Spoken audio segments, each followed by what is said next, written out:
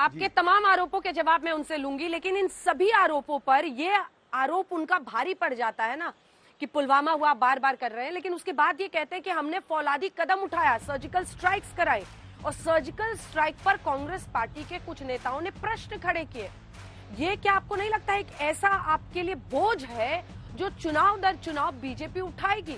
और वो ऐसा वक्त था जब पूरा देश बहुत गर्व महसूस कर रहा था कि हमारी सेना ने ऐसी सर्जिकल स्ट्राइक्स की हैं पाकिस्तान पर। तो वो एक सबसे बड़ा आपका लूपहोल बन गया है जिसको बार बार चुनाव दर चुनाव उठाया जाता है। चरण जी, छोटा सा जवाब।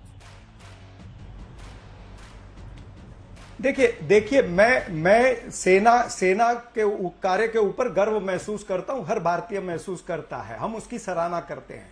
लेकिन ये पुलवामा हुआ क्यों? प्रश्न ये है, कहीं न कहीं पर इंटेलिजेंस फेलियर था, कहीं न कहीं पर हमारे प्रशासन की कमजोरी थी, तब जाकर के हमारे 40 जवान वहां पर शहीद हुए। और प्रधानमंत्री क्या कर रहे थे?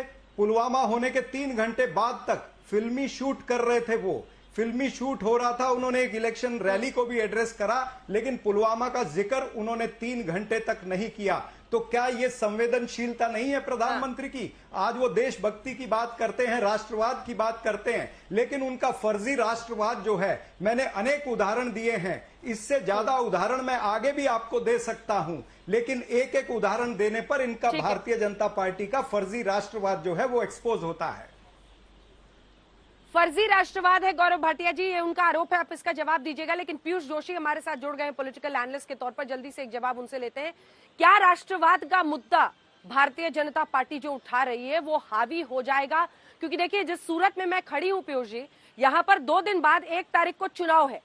पीएम ने यहाँ रोड शो किया, अलग अलग जगहों पर। खेड़ा में पीएम ने आतंकवाद का मुद्दा वो बार बार उठा रहे हैं, कह रहे हैं कांग्रेस पार्टी आतंकवादियों के लिए आंसू बहाती है, बाटला हाउस का मुद्दा उठा रहे हैं, सर्जिकल स्ट्राइक्स का मुद्दा उठा रहे हैं, और खास तौर पर आम आदमी पार्टी का बिना नाम लिए टारगेट करते हुए ये कह रहे हैं कि एक नई पार्टी है जो शॉर्टकट चाहती है सत्ता के लिए। जाहिर तौर पर जो रेवड़ियां हैं उन पर उनका इशारा है जो आम आदमी पार्टी देती है फ्री बिजली के तौर पर। योगी आदित्यनाथ हमला करते हैं, वो कहते हैं कि ये दिल्ली वाली पार्टी से बच के रहिएगा, ये राम मंदिर के खिलाफ थे, ये आतंकियों के साथ खड़े होने वाली पार्टी है। ऐसे में क्या आपको लगता है कि बीजेपी के लिए आखिरी के इस वक्त में ये जो आतंकवाद के खिलाफ राष्ट्रवाद का मुद्दा उठाया जा रहा है, बाटला हाउस एनकाउंटर, सर्जिकल स्ट्राइक्स, ये हावी होगा, बीजेपी के लिए फायदेमंद होगा? देखिए, ये कोई नई बात नहीं है। हम लोग हर बार देखते हैं, हर चुनाव के पहले देखते हैं कि भारतीय जनता पार्टी जो है वो इमोटिव इश्यूज को लाने की कोशिश करती है।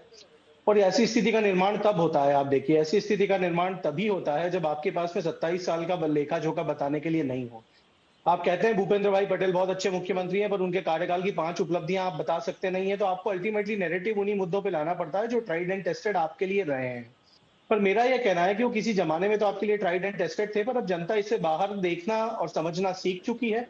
जनता ये जान गई है कि ये मुद्दे चुनावी ही मुद्दे हैं और चुनावों में ही उठाए जाते हैं हर बार। अब मुझे समझ में नहीं आता बाटला हाउस एनकाउंटर, चलिए ठीक है, राष्ट्रीय सुरक्षा का मुद्दा बहुत ही महत्वपूर्ण मुद्दा है और हर किसी को, भारतीय को केंद्र सरकार के साथ में रहना चाहिए, चाहे केंद्र में किसी की भी सरकार हो, उसका पूरा समर्थन और पूरा सहयोग करना चाहिए, जो कि हर जिम्मेदार राजनीतिक दल करता है। और दूसरे राजनीतिक दलों को, जो आपके विरोधी हैं, उनको देशद्रोही कहने की जो ये नई परिपाटी डाली गई है, भारतीय जनता पार्टी द्वारा डाली गई है, क्योंकि इनका जो एक्सपर्टीज है वो नेगेटिव कैंपेनिंग में इतना ज्यादा हो चुका है।